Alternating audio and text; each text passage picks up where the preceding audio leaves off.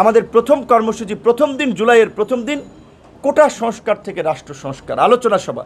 যেই কোটা সংস্কার থেকে আমরা রাষ্ট্র সংস্কারে আন্দোলন থেকে শুরু করে রাজনীতি এবং সর্বশেষ গণ অভ্যুত্থানের মাধ্যমে ফাঁসিবাদকে বিতাড়িত করেছি, আমাদের সেই কাঙ্ক্ষিত স্বপ্নের সোনার বাংলা নতুন বাংলাদেশ আমরা গড়বই, যতই প্রতিবন্ধকতা আমাদের সামনে আসুক।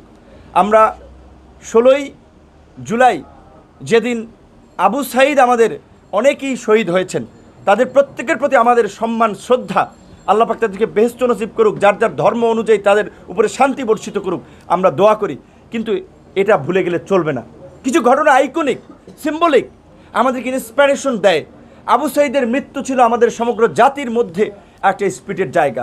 সেই যে জুলাই শহীদ দিবস ঘোষণা করা হয়েছে 16ই জুলাই, সেদিন আমরা জেলায় জেলায় কর্মসূচি দিয়েছি আমাদের নেতাকর্মী সহ সারা দেশের মানুষকে রিভাইভ করার জন্য, তাদেরকে পুনর্জীবিত করার জন্য, এই চেতনার পুনর্জাগরণ ঘটানোর জন্য।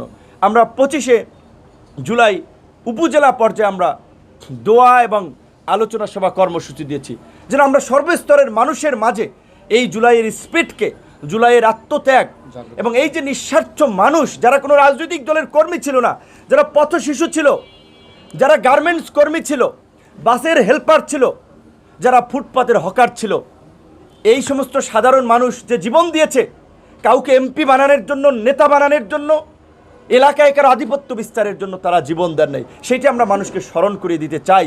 এবং 1 আগস্ট যে আমরা জাতীয় ঐক্য এবং সংহতি সমাবেশের ডাক দিয়েছি, এই সমাবেশ হবে আমাদের আরেকটি অনুপ্রেরণার জায়গা।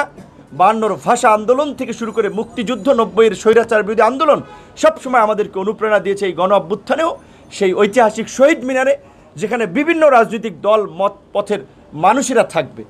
এবং যেহেতু আমাদের আন্দোলনের ফলে একটা সরকার গঠিত হয়েছে, কেউ কেউ বলেছে 8ই আগস্ট এই সরকার গঠনের মধ্যে দিয়ে কার্যত আমাদের এই বিপ্লব বেহাত বিপ্লবে পরিণত হয়েছে। সেই বেহাত বিপ্লব নাকি কার্যকর বিপ্লব, আমরা সেটার একটা মূল্যায়ন সভা করতে চাই।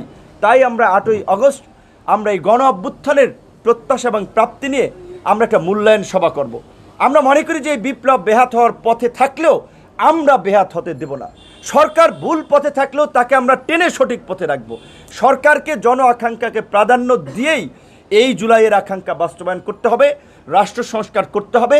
এবং যেই গণতন্ত্রের জন্য, ভোটের জন্য আমরা লড়াই সংগ্রাম করেছি, রাষ্ট্র সংস্কার, একটা নির্বাচনের জন্য নিরপেক্ষ পরিবেশ, লেভেল প্লেয়িং ফিল্ড, সহিষ্ণু রাজনীতির পরিবেশ তৈরি করেই তাদেরকে একটা নির্বাচনের দিকে যেতে হবে, যেন মানুষ নির্বিঘ্নে ভোট দিয়ে তাদের পছন্দের জনপ্রতিনিধি বাছাই করতে পারে।